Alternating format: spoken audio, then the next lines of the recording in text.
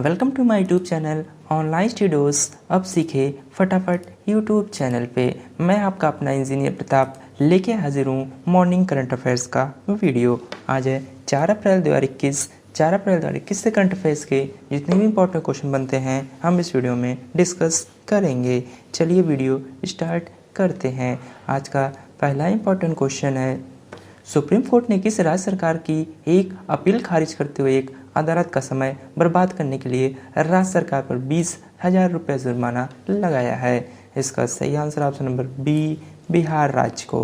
बात करें, supreme court ने बिहार सरकार की एक अपील खारिज करते हुए अदालत का समय बर्बाद करने के लिए राज्य सरकार पर 20,000 रुपये जुर्माना लगाया है। यह अपील विभिन्न पक्षों के एक मामले पर सहमत होने के बाद पटना हाईकोर्ट द्वारा मामले का निस्तारण करने से जुड़ी हुई थी। न्यायमूर्ति एस के कौल और न्यायमूर्ति आर.एस. रेड्डी ने कहा कि राज्य सरकार ने उच्च न्यायालय की बेंच के आदेश के खिलाफ पिछले वर्ष सितंबर में सुप्रीम कोर्ट में विशेष अनुमति याचिका यानी एसएलपी दाखिल की थी। चलिए आपको बिहार के बारे में बातें हैं। बिहार का गठन 1 अप्रैल 1936 को हुआ था। वर्तमान मुख्यमंत्री हैं श्री नीतीश कुमार जी, जो कि आपको इमेज में दिखाई दे रहे हैं। Governor Shri Phagu Chauhan. Capital Patna. First CM Krishna Singh. First governor James Sifton ji. Lok Sabha seat 40, Rajya Sabha seat 16, total district है 38। First dolphin research centre Patna में खोला गया है। बिहार का हाईकोर्ट पटना में है। चीफ जस्टिस संजय करोल जी। चलिए आपको मैप में दिखाते हैं, ये मैप में बिहार। अगले क्वेश्चन पे जाने से पहले अगर वीडियो आपको पसंद आ रही हो तो लाइक और शेयर ज़रूर कर दें। साथ ही में हमारे टेलीग्राम चैनल ऑनलाइन स्टूडियोज़ को ज्वाइन करना ना भूलें। वहाँ आपको सारे पीडीएफ और इम्पॉर्टेंट जीके जीएस का पीडीएफ दिया जाता है। पीडीएफ को ओपन करने के लिए आपको सिंपली 4 अंकों का पासवर्ड डालना होगा। पासवर्ड इसी वीडियो में आपको एक एक करके बताया जाएगा। फर्स्ट डिजिट नोट कर लें आप लोग। फर्स्ट डिजिट है 9। चलिए चलते हैं क्वेश्चन नंबर 2 की तरफ।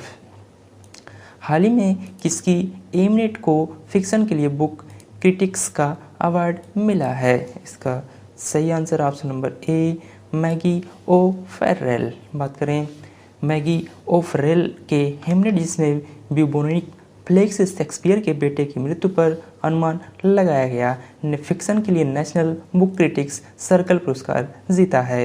हेमलेट वर्तमान महामारी के दुर्भाग्य से अक्षय कहानी जो उनकी पूरे परिवार पर लड़के की बीमारी और मृत्यु के प्रभाव की पड़ताल करती है। वह शेक्सपियर का इकलौता बेटा था और विद्वानों ने लंबे समय तक हेमलेट पर उसके प्रभाव यदि कोई भी के बारे में अनुमान लगाया है, जो शेक्सपियर ने हेमलेट की मृत्यु के बाद के वर्षों में काम किया है।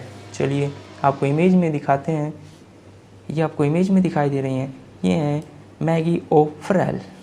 चलिए चलते हैं क्वेश्चन नंबर 3 की तरफ। क्वेश्चन नंबर 3 आज का, भारतीय रिजर्व बैंक ने बिल पेमेंट और सब्सक्रिप्शन रिन्यूअल से जुड़े अपने दिशा निर्देशों को लागू करने की समय सीमा कब तक के लिए बढ़ा दी है? इसका सही आंसर ऑप्शन नंबर डी, 30 सितंबर तक, यानी 30 सितंबर तक।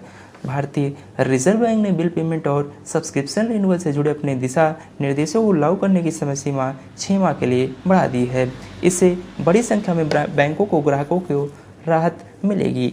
इससे पहले इन दिशा निर्देशों को 1 अप्रैल से लागू होना था। रिजर्व बैंक ने स्टेक होल्डर्स के लिए नए फ्रेमवर्क पर माइग्रेट करने की समय सीमा को 6 माह के लिए बढ़ाकर 30 सितंबर 2021 कर दिया है। चलिए चलते हैं क्वेश्चन नंबर 4 की तरफ। अंतर्राष्ट्रीय बाल पुस्तक दिवस हाल ही में कब मनाया गया? इसका सही आंसर ऑप्शन नंबर डी, 2 अप्रैल को। अंतर्राष्ट्रीय बाल पुस्तक दिवस यानी इंटरनेशनल चिल्ड्रंस बुक डे का आयोजन एक अंतर्राष्ट्रीय गैर लाभकारी संगठन international board on books for young people द्वारा पढ़ने के प्रति प्यार को प्रेरित करने और बच्चों की पुस्तकों पर ध्यान देने के लिए 1967 से प्रतिवर्ष 2 अप्रैल को मनाया जाता है। इस बार का थीम है the music of words. Theme एक बार और देख लें आप लोग, द म्यूजिक ऑफ वर्ड्स। चलिए चलते हैं क्वेश्चन नंबर 5 की तरफ। क्वेश्चन नंबर 5 है आज का, विनोबा सेवा प्रतिष्ठान के सहयोग से किस मंत्रालय ने आयुर्वेद पर्व का आयोजन किया है? इसका सही answer option number C, ministry of Ayush. यानी आयुष मंत्रालय। आयुष मंत्रालय के सहयोग से प्रचलित जीवन शैली से संबंधित बीमारियों के लिए मुख्य उपचार के रूप में आयुर्वेद को बढ़ावा देने के लिए विनोबा सेवा प्रतिष्ठान ने 3 दिवसीय आयुर्वेद पर्व का सफलतापूर्वक आयोजन किया है। इस अनूठी पहल का उद्देश्य न केवल लोगों के बीच आयुर्वेद की अधिक से अधिक स्वीकृति सुनिश्चित करना, बल्कि वर्तमान जीवन शैली की बीमारियों के इलाज के लिए मुख्य लाइन के रूप में आयुर्वेद को लोकप्रिय बनाना है। चलिए चलते हैं, आपको सेकंड डिजिट बताते हैं। सेकंड डिजिट नोट कर लें आप लोग, सेकंड डिजिट है 8। चलिए चलते हैं क्वेश्चन नंबर 6 की तरफ। हाल ही में किस बैंक ने UNI यानी यूनी कार्बन कार्ड लॉन्च किया है? इसका सही आंसर है option number C, UBI Union Bank of India. बात करें, यूनियन बैंक ऑफ इंडिया ने NPCI के रुपे प्लेटफॉर्म पर HPCL सब branded credit card UNI carbon card launch किया है। यह एक सबसे यूनिक कार्ड है जिसे सार्वजनिक क्षेत्र के सबसे बड़े बैंक में से एक यूनियन बैंक ऑफ इंडिया और HPCL जो फ्यूल रिटेल में अग्रणी और भारत का सबसे बड़ा कार्ड भुगतान नेटवर्क रुपे के साथ मिलकर बनाया गया है। यह ग्राहकों के लिए मूल्य बनाने का अवसर पैदा करेगा। चलिए आपको इमेज में दिखाते हैं, ये आपको इमेज में दिखाई दे रहा है, ये RuPay credit card UNI carbon जिसे यूनियन बैंक ऑफ इंडिया द्वारा लॉन्च किया गया। चलिए चलते हैं क्वेश्चन नंबर 7 की तरफ। क्वेश्चन नंबर 7 है, किस देश ने जानवरों के लिए दुनिया का पहला कोविड-19 वैक्सीन पंजीकृत किया है? इसका सही आंसर है ऑप्शन नंबर डी, रशिया। बात करें, रशिया ने कोरोना वायरस के खिलाफ जानवरों के लिए दुनिया की पहली वैक्सीन दर्ज कराई है। राइटर्स की रिपोर्ट के मुताबिक कृषि नियामक रोसेल खोजनादोजोल ने बताया कि टीकाकरण के बाद इम्यूनिटी 6 महीने तक रहती है, लेकिन वैक्सीन निर्माता उसका विश्लेषण जारी रखे हुए हैं। कृषि नियामक के उप प्रमुख ने बताया कि जानवरों के वैक्सीन का विकास रोसेल खोजनादोजोल की एक यूनिट ने किया और उसका नाम कर्नीवैक कोव रखा गया। काफ़ी इंपॉर्टेंट पॉइंट, कर्नीवैक कोव रखा गया है। चलिए आपको रशिया के बारे में बताते हैं। रशिया की capital Moscow, president Vladimir Putin जो कि आपको इमेज में दिखाई दे रहे हैं। Currency Russian rouble, national day 12 June, highest mountain Mount Everest, largest lake है बैकाल। बात करें रशिया के नेशनल गेम की तो bandy, bird eagle, flower chamomile, Russian brown bear वहाँ का नेशनल एनिमल है। पार्लियामेंट नेम है ड्यूमा जो कि काफ़ी इंपॉर्टेंट है। चलिए आपको मैप में दिखाते हैं, ये मैप में रशिया। चलते हैं क्वेश्चन नंबर 8 की तरफ। कौन सा बैंक टेक प्लेटफॉर्म को UK आर्म बेचेगा? इसका सही आंसर है option number D, axis bank. बात करें, निजी क्षेत्र के ऋणदाता एक्सिस बैंक ने अपनी सहायक company axis bank UK limited से ओपन पेड होल्डिंग्स लिमिटेड में 100% हिस्सेदारी की बिक्री के लिए एक शेयर खरीद समझौता किया है। यह समझौता 31 मार्च 2021 को दर्ज किया गया और लेन देन UK financial regulator prudential regulation authority यानी PRA द्वारा अनुमोदन के अधीन है। चलिए आपको एक्सिस बैंक के बारे में बातें हैं। एक्सिस बैंक का आरंभ यानी स्थापना 1994 में हुआ था। Headquarter Mumbai Maharashtra. Axis bank की टैगलाइन है दिल से ओपन। एक्सिस बैंक के MD और CEO हैं अमिताभ चौधरी जी। अगर ये वीडियो आपको पसंद आ रही हो तो एक लाइक ज़रूर कर दें। लाइक करने से मुझे ऐसे वीडियो बनाने में काफ़ी हौसला मिलता है। चलिए चलते हैं क्वेश्चन नंबर 9 की तरफ। हाल ही में ESIC के महानिदेशक किसे बनाया गया है? इसका सही answer option number B, Mukhmeet S Bhatia.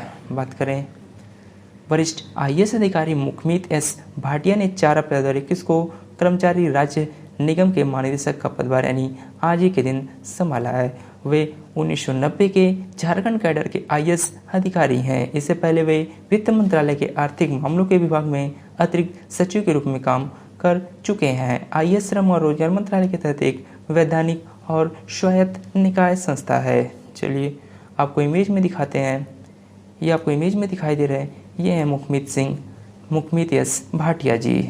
चलिए चलते हैं क्वेश्चन नंबर 10 की तरफ। क्वेश्चन नंबर 10 है, हाल ही में पेटीएम मनी ने किस शहर में अपना नया R&D सेंटर खोला है? इसका सही आंसर ऑप्शन नंबर ए, पुणे में। बात करें, ऑनलाइन निवेश प्लेटफॉर्म पेटीएम मनी ने पुणे महाराष्ट्र में एक नई R&D सुविधा स्थापित की है जो विशेष रूप से इक्विटी, म्यूचुअल फंड और डिजिटल गोल्ड के क्षेत्र में उत्पाद नवाचार को चलाएगी।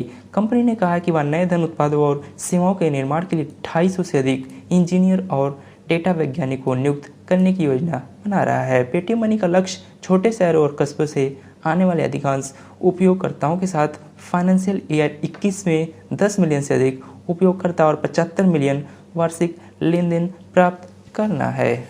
चलिए आपको पेटीएम के बारे में बातें हैं। पेटीएम का हेडक्वार्टर नोएडा उत्तर प्रदेश। पेटीएम के संस्थापक और CEO Vijay Shekhar Sharma ji. Paytm money के सीईओ हैं वरुण श्रीधर जी। चलिए आपको थर्ड डिजिट बताते हैं। थर्ड डिजिट आज का नोट कर लें आप लोग।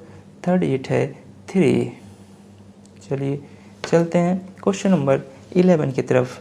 फेसबुक और कौन सी दिग्गज कंपनी समुद्र के नीचे इको और बिफ्रोस्ट नामक नए केबल बनाएंगे? इसका सही आंसर ऑप्शन नंबर ए गूगल।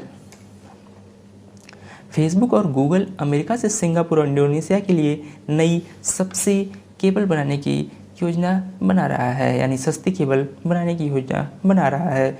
फेसबुक ने 2 नए सब सी केबल इको और बिफ्रोस्ट के निर्माण के लिए प्रमुख क्षेत्रीय और वैश्विक भागीदारियों के साथ साझेदारी की है, जो एशिया प्रशांत क्षेत्र और उत्तरी अमेरिका के बीच महत्वपूर्ण नए कलेक्शन प्रदान करेंगे, जबकि गूगल केवल इको में निवेश कर रहा है। इन केबलों से कुल ट्रांस पैसिफिक क्षमता में से 70% की वृद्धि होगी। चलिए आपको गूगल के बारे में बातें हैं। गूगल के सीईओ सुंदर पिचाई जी। गूगल की स्थापना 4 सितंबर 1998 कैलिफोर्निया संयुक्त राज्य अमेरिका में हुई थी। गूगल के संस्थापक Larry page and Sergey Brin. बात करें फेसबुक के मुख्य कार्यकारी अधिकारी मार्क जुकरबर्ग। हेडक्वार्टर है कैलिफोर्निया यूएसए।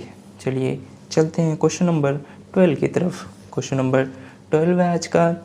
हाल ही में किसने ओएनजीसी के सीएमडी के रूप में अतिरिक्त प्रभार ग्रहण किया है? इसका सही आंसर है option number C Subhash Kumar ji. ONGC के वित्त निदेशक सुभाष कुमार ने 31 मार्च को शशि शंकर की सेवानिवृत्ति के बाद अध्यक्ष और प्रबंध निदेशक के पद का अतिरिक्त प्रभार संभाला है। सुभाष कुमार 36 साल से इस उद्योग के साथ जुड़े हुए हैं। वे 1985 में वित्त और लेखा अधिकारी के रूप में ओएनजीसी में शामिल हुए थे। बात करें ओएनजीसी विदेश के साथ अपने कार्यकाल के दौरान सुभाष कंपनी के विस्तार और अधिग्रहण से जुड़े हुए थे। उन्होंने कई विदेशी संपत्तियों के मूल्यांकन और अधिग्रहण में महत्वपूर्ण भूमिका निभाई है। चलिए आपको ओएनजीसी के बारे में बातें हैं। ओएनजीसी का फुल फॉर्म है oil and natural gas corporation. ये एक सरकारी कंपनी है जो कच्चे तेल और गैस के क्षेत्र में काम करती है। इसका स्वामित्व केंद्रीय पेट्रोलियम व प्राकृतिक गैस मंत्रालय के पास होता है। इस कंपनी की स्थापना 14 अगस्त 1956 में हुई थी। इसका हेडक्वार्टर न्यू दिल्ली में है। वर्ष 2010 में भारत सरकार ने इसे महारत्न का दर्जा दिया था। चलिए चलते हैं क्वेश्चन नंबर 13 जो कि आज का लास्ट क्वेश्चन है। किस राज्य सरकार ने महेंद्रगिरी को राज्य के दूसरे बायोस्फीयर रिजर्व के रूप में प्रस्तावित किया है? इसका सही आंसर है ऑप्शन नंबर ए उड़ीसा। उड़ीसा राज्य सरकार ने महेंद्रगिरी को राज्य के दूसरे बायोस्फीयर रिजर्व के रूप में प्रस्तावित किया है। यह राज्य के गजपति जिले में एक पर्वत है और यह 1501 मीटर की ऊंचाई पर स्थित है। महेंद्रगिरी राज्य की दूसरी सबसे ऊंची चोटी भी है। राज्य के प्रस्तावित दूसरे बायोस्फीयर रिजर्व महेंद्रगिरी का क्षेत्र लगभग 4,70,955 हेक्टेयर है। चलिए आपको उड़ीसा के बारे में बातें हैं। उड़ीसा का गठन 1 अप्रैल 1936 को हुआ था। वर्तमान मुख्यमंत्री श्री नवीन पटनायक जी, जो कि आपको इमेज में दिखाई दे रहे हैं। गवर्नर है professor Ganeshi Lal ji. Capital Bhubaneswar. First CM Harekrushna Mahtab ji. First governor sir John Austen Hubback ji. Lok Sabha seat 21, Rajya Sabha seat 10, total district है 30। लार्जेस्ट सॉल्ट लेक चिलिका जो कि उड़ीसा में है। उड़ीसा के हाई कोर्ट के chief justice doctor S Muralidhar ji. चलिए आपको मैप में दिखाते हैं, ये मैप में उड़ीसा। चलिए चलते हैं पिछले दिन के 1 नए करंट अफेयर्स को रिवीजन कराते हैं। पाकिस्तान की अदालत ने टिकटॉक ऐप पर लगे प्रतिबंध को हटा लिया है। भारतीय रिजर्व बैंक का स्थापना दिवस 1 अप्रैल को मनाया गया है। फ्रांस के राष्ट्रपति इमानुएल मैक्रोन ने कोरोना के खतरे को देखते हुए पूरे देश में 4 हफ्ते के लिए लॉकडाउन लगा दिया है। इंडिया देश ने नेपाल को एक समझौते ज्ञापन के तहत 800 करोड़ नेपाली रुपए का अनुदान सहायता प्रदान की है। चीन और ईरान देश के बीच 25 साल के रणनीतिक सहयोग समझौते पर हस्ताक्षर किए गए हैं। विश्व ऑटिज्म दिवस हाल ही में 2 अप्रैल को मनाया गया है। हाल ही में ग्लोबल जेंडर गैप रिपोर्ट 2021 जारी की गई। इसमें भारत की रैंक 140वीं है। बात करें, केंद्र सरकार ने उत्पादन आधारित प्रोत्साहन यानी PLI योजना के तहत खाद्य प्रसंस्करण उद्योग हेतु 10,900 करोड़ रुपए की मंजूरी प्रदान की है। उड़ान योजना के तहत हाल ही में 22 नई फ्लाइट्स शुरू की गई है। फ्रांस से 3 और राफेल फाइटर जेट्स भारत पहुंचे हैं। चलिए चलते हैं आंसर ऑफ एस्टरडे क्वेश्चन की तरफ। हाल ही में किसने बहरीन ग्रैंड प्रिक्स 2021 जीता है? इसका सही आंसर था option number B, Lewis Hamilton. चलते हैं क्वेश्चन 2 की तरफ। हाल ही में किसने पुस्तक नेम्स ऑफ द वुमेन लिखी है? इसका सही आंसर था ऑप्शन नंबर डी, जीत थाइल जी। चलिए चलते हैं क्वेश्चन ऑफ द डे की तरफ। पहला क्वेश्चन है आज का, ICC वनडे रैंकिंग में कौन सा खिलाड़ी पहले स्थान पर कायम है? क्वेश्चन 2 है आज का, किस राज्य सरकार ने चिरंजीवी स्वास्थ्य बीमा योजना के तहत प्रत्येक परिवार को स्वास्थ्य बीमा देने वाला देश का पहला राज्य बन गया है? इन दोनों क्वेश्चंस का आंसर आपको कमेंट बॉक्स में कमेंट करके ज़रूर बताना। आप लोग कमेंट जरूर किया कीजिए। कमेंट करने से आपको आसानी से क्वेश्चन याद हो जाता है। और कमेंट करके आप लोग ज़रूर बताएं ये वीडियो आपको कैसा लगता है। ऐसे ही डेली करंट अफेयर्स वीडियो के लिए आप अपने चैनल ऑनलाइन स्टडीज को सब्सक्राइब करना ना भूलें, साथ में बेल आइकन दबाना ना भूलें। और लास्ट में आप लोग PDF के लिए आप हमारे ऑनलाइन स्टडीज टेलीग्राम चैनल को ज़रूर ज्वाइन कर लें। डिस्क्रिप्शन बॉक्स में आपको इसका लिंक मिल जाएगा। आज का लास्ट डिजिट नोट कर लें आप लोग, लास्ट डिजिट है 9। Thanks for watching.